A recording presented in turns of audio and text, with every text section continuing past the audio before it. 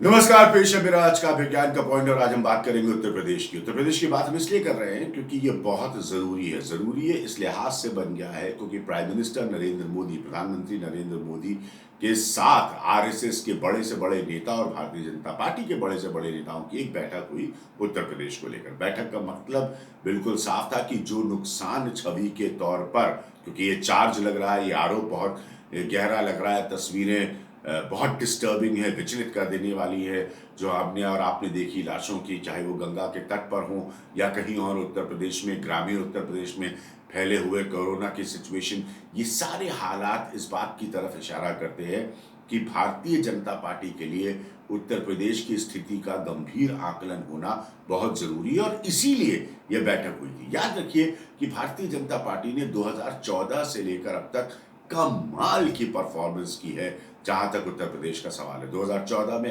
70 से ज्यादा सीटें लोकसभा की लेकर आई, 2017 में 320 से ज्यादा सीटें उसकी आई असेंबली के चुनाव में, और उसके बाद 2019 में फिर 60 से ज्यादा सीटें आई उत्तर प्रदेश में भारतीय जनता पार्टी। तो भारतीय जनता पार्टी के लिए उत्तर प्रदेश लाइफलाइन है। इसलिए अगर ये चिंता की लकीरें उसकी सेंट्रल लीडरशिप पर दिखाई पड़ रही हैं तो ये कतई भी गलत नहीं है। अब हो क्या सकता है, मेरा पॉइंट इस बात पर, अब हो क्या सकता है, क्योंकि सब ये बात जानते हैं कि पिछली बार जब 325 के आसपास सीटें जब भारतीय जनता पार्टी की आई तो योगी आदित्यनाथ को लीडर नहीं बताकर चुनाव लड़ा गया था।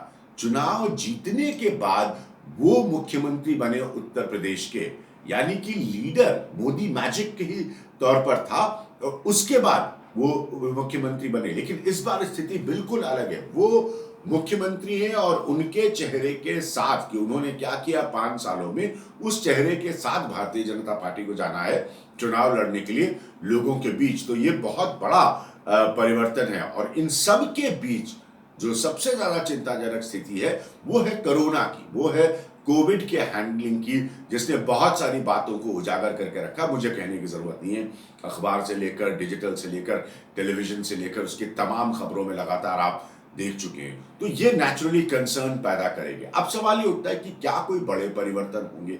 सीधा सवाल लोग पूछेंगे क्या मुख्यमंत्री बदला जाएगा। मुझे नहीं लगता कि ऐसा कोई होगा, लेकिन हाँ, ये ऐसी संभावनाएं जरूर बन सकती हैं कि भारतीय जनता पार्टी कुछ स्ट्रक्चरल चेंजेस और करे। ए.के. शर्मा साहब, जो कि आप सब जानते हैं प्रधानमंत्री के साथ काम करते थे, उनको उत्तर प्रदेश भेजा गया। कहा जाता है, मेरे पास बहुत ज़्यादा डिटेल्स तो नहीं है, लेकिन वो क्या कर पाए इसकी ये बात बिल्कुल स्पष्ट नहीं है अभी तक। तो अभी समय बहुत कम बचा है भारतीय जनता पार्टी के लिए, कुछ महीनों का सवाल है। फरवरी 2022 तक चुनाव होने हैं और मार्च में 22 में नई सरकार का गठन वहां होना है। तो इन सब बातों को देखते हुए मेरा अपना मानना है कि कुछ परिवर्तन होंगे। अब ये क्या परिवर्तन होंगे, स्ट्रक्चरली किसको क्या जगह मिलेगी, या जो मौजूदा लीडरशिप है उसके तौर तरीकों में परिवर्तन किया जाएगा, उसको बताया जाएगा कि आप आगे कैसे हैंडल करिए, जो धारणा का, परसेप्शन का नुकसान हुआ है उसको आप कैसे उसको अनडू करिए, उसको बदलिए, उसकी भरपाई करिए।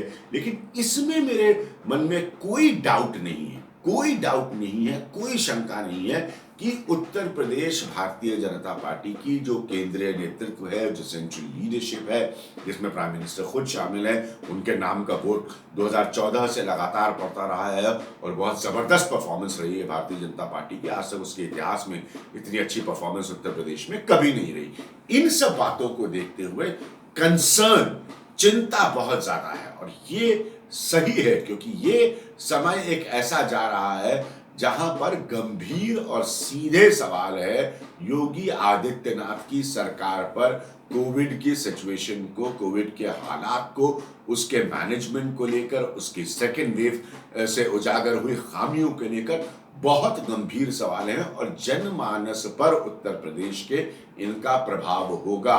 वक्त भी बहुत कम है, कुछ महीनों का सवाल है।